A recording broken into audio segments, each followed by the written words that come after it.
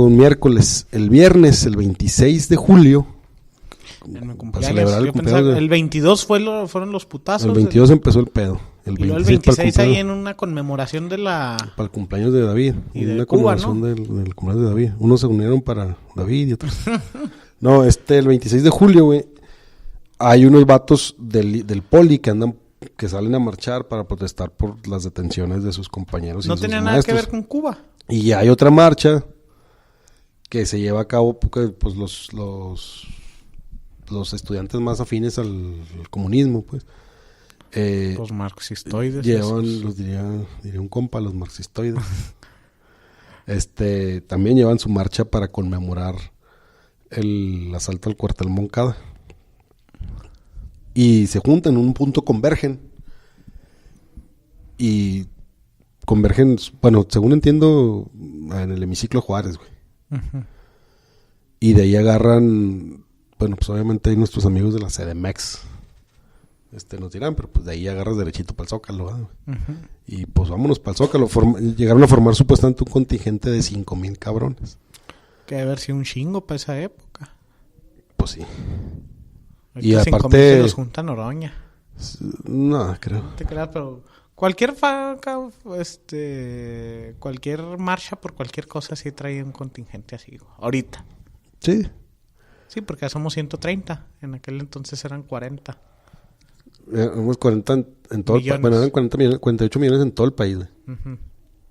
En la Ciudad de México me imagino que había 1, 2. No sé. No te creas, no, pues ya debe haber habido 5, ¿no? Ya, sí, pues ya tenían metro, güey. Sí, ya.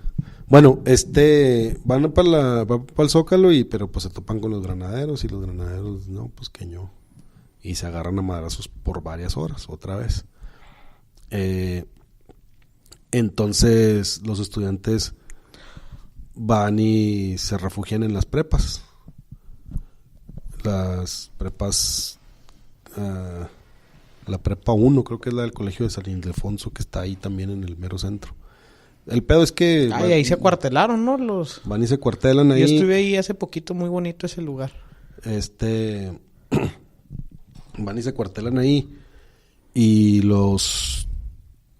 pues a ver qué pedo, qué vamos a hacer y la chingada. No, pues que aquí vamos a estar hasta que se nos cumplan 2 puntos. Y ahí es donde la primera vez que piden la renuncia del jefe de la policía, de Luis Cueto, y de Raúl Mendiolea, su también pedían la jefe, derogación de un artículo de la disolución, ¿no? Eso va en el pliego petitorio. Ya después, ahorita nada más tienen 2 exigencias: que corran al jefe de la policía y que desaparezcan el cuerpo de granaderos. Okay. Porque los consideran órganos de represión. El día 28, güey. El día 28 ya acuérdate que la UNAM, la Facultad de Ciencias Políticas, ya declaró la huelga indefinida y ya se formaron comités de huelga en varias escuelas, del Poli, de la UNAM y la MAR. Y el día 28, el domingo, después de esos acontecimientos, es la primera vez que se reúnen, no todas, pero los primeros, ¿no? Chapingo, la UNAM, el Poli, la Normal. Y ahí es cuando generan el pliego petitorio, o por lo menos donde aparecen por primera vez las 6, es que aquí aparecen 6 exigencias, pero no, esas no terminan siendo el pliego petitorio. Aquí es donde piden ya por primera vez la derogación del artículo 145. El artículo 145 del Código Penal se creó durante la Segunda Guerra Mundial para disolver los grupos fascistas que se estaban formando en la Ciudad de México, y de los cuales pues proviene Juan. Pero, en esencia, podías acusar a cualquier persona haciendo cualquier cosa de disolución social, ¿no? Sí, básicamente, ¿no? Sedición y disolución social y la chingada. Pues delitos políticos, pues. Sí. Entonces, pues los estudiantes consideraban que ese pedo ya no era necesario, ¿no? Pues ya no estábamos en un estado de guerra. Como si lo estábamos en la Segunda Guerra Mundial, porque fuimos parte del bloque aliado.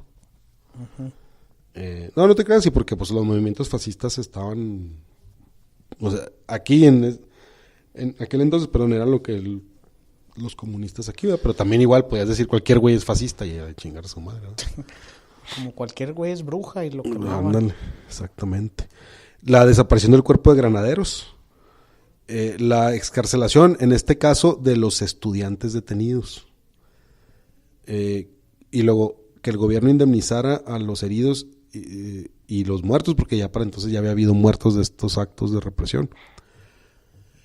Y luego dos puntos que eran pues muy enfocados al tema estudiantil. Los grupos estos de choque, que era la Federación, la FENET, la porra universitaria, de donde vienen ahora los porros, y un grupo, ahora sí fascista, güey, el Muro, que era financiado incluso por el gobierno.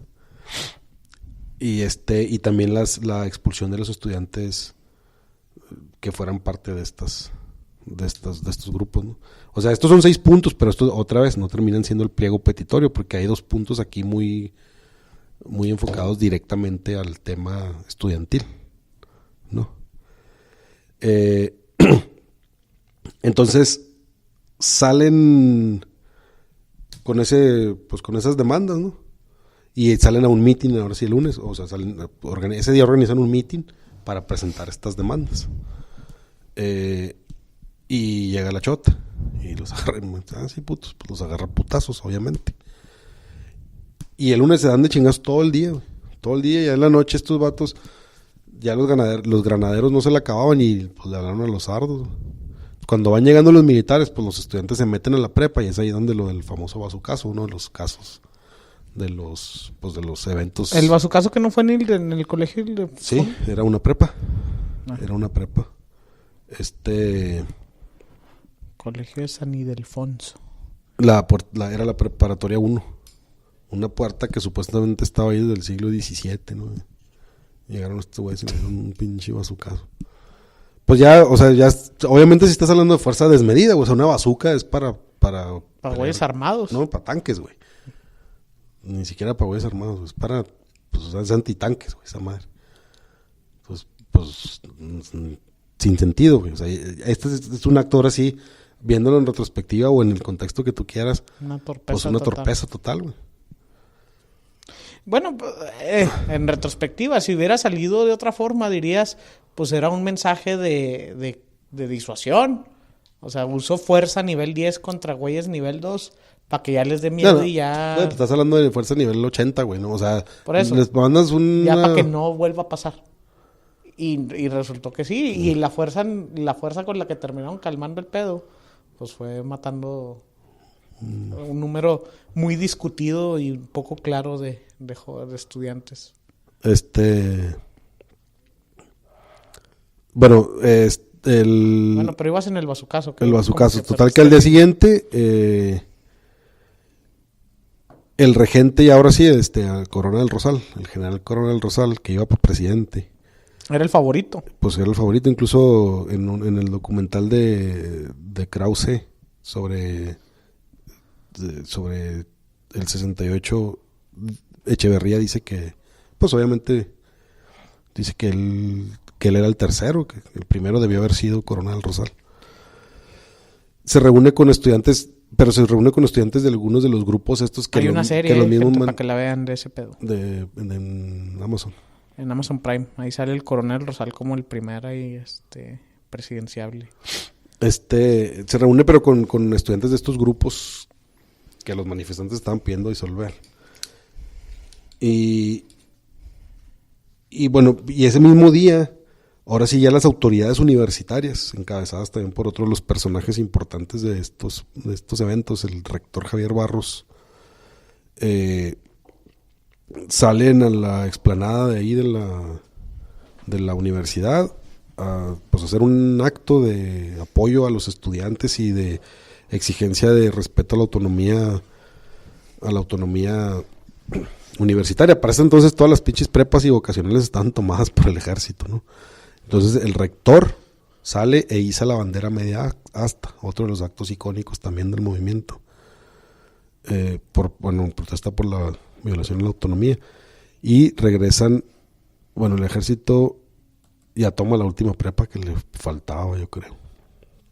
El miércoles 31, ahora sí declaran a tiro el estado de sitio. Y ¿En qué día vamos? ¿En qué mes vamos? En 31 de julio. Apenas es la primera semana de todo el pedo. Y bueno,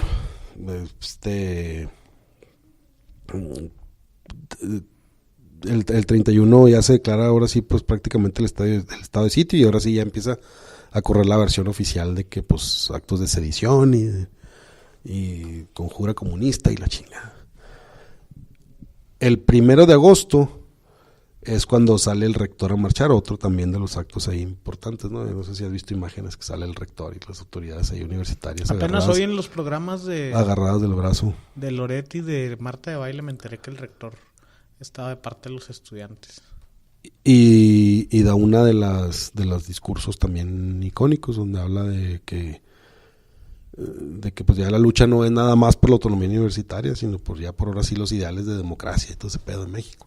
O sea, ya el rector ya, pues, ahora sí respalda el movimiento.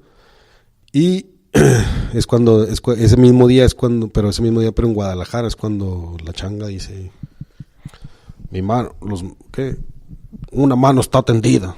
Los mexicanos sabrán si se queda tendida. Ah, cabrón.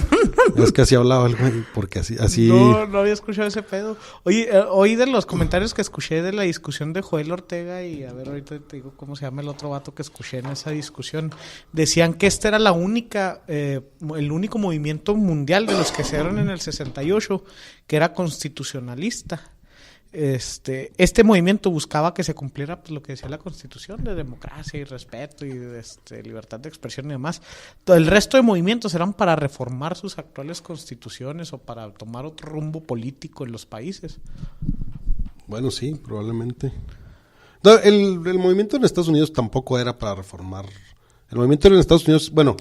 Rolando Cordera era el otro vato. El movimiento en Estados Unidos, el importante, bueno, no, es que el de los derechos civiles también era muy importante, pero y ahí sí obviamente se buscaba pues cambiar el orden que imponía las políticas segregacionistas, ¿no? Uh-huh. Pero en el caso del movimiento antiguerra, pues era nada más pues dejar la guerra de Vietnam, o sea, ellos no le veían utilidad a andar peleando allá. Bueno, pues eso dijeron estos dos señores en la conversación que tuvieron. A lo mejor hablando de Francia, pues sí, ¿no? Quién sabe, no habrá que ver. Pero bueno, ahora pues ellos sabrán más que yo, seguramente.